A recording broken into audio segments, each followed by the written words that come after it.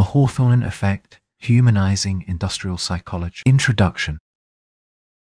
In the late 1920s and early 1930s, researchers at Western Electric's Hawthorne works in Chicago sought to optimize factory productivity by manipulating lighting levels. They observed that productivity rose whenever changes were introduced and famously concluded that being observed alone spurred workers to greater effort. This Hawthorne effect has since entered common parlance as shorthand for people work harder when they're watched, yet this oversimplification leads deeper methodological and conceptual complexity. What did attention really entail? How reliable were the original baselines?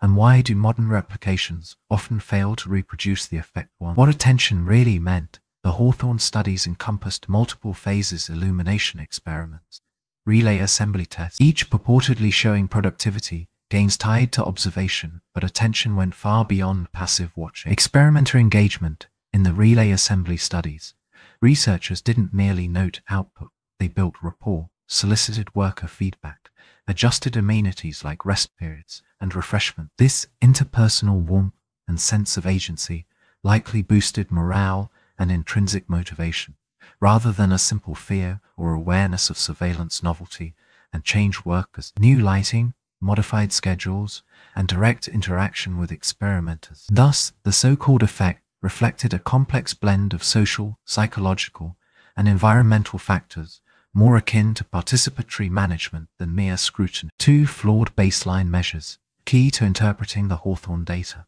is the question: against what baseline were gains measured? Variable starting points. Each experimental group had distinct productivity levels before interventions. Comparisons often relied on pre-intervention averages drawn from small, non-parallel samples, making it difficult to disentangle genuine improvements from regression to the mean data collection.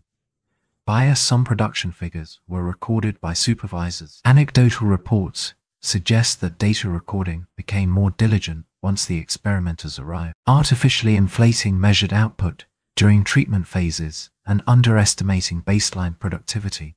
Lack of counterbalancing lighting levels were altered both upward and downward over time. This symmetry points less to light per se and more to the procedural attention given, calling into question whether any baseline truly captured normal working conditions. These methodological shortcomings undermine the straightforward narrative that observation alone drove performance. 3. Modern replications, mixed or non-existent effects.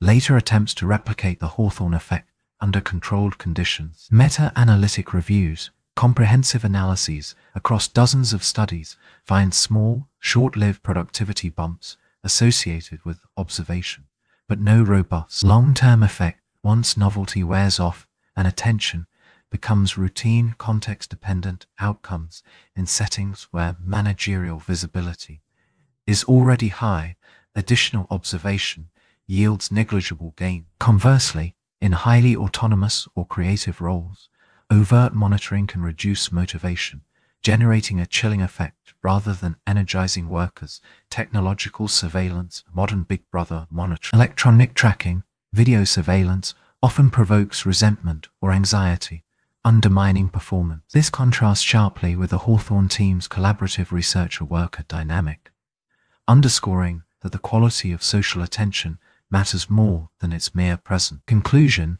The enduring myth of the Hawthorne effect, that people simply toil harder when watched, overshadows a richer, more human story. Attention in the original studies entailed genuine engagement, participatory experimentation, and relief from drudgery. Baseline data suffered from bias and instability, calling into question claims of pure observation-driven gains, and modern replications reveal that any productivity boost from monitoring is weak, fleeting, and highly context-specific, often reversed when attention becomes intrusive rather than supportive. Recognizing these nuances, meaningful connection and thoughtful change trump surveillance in fostering sustained human performance.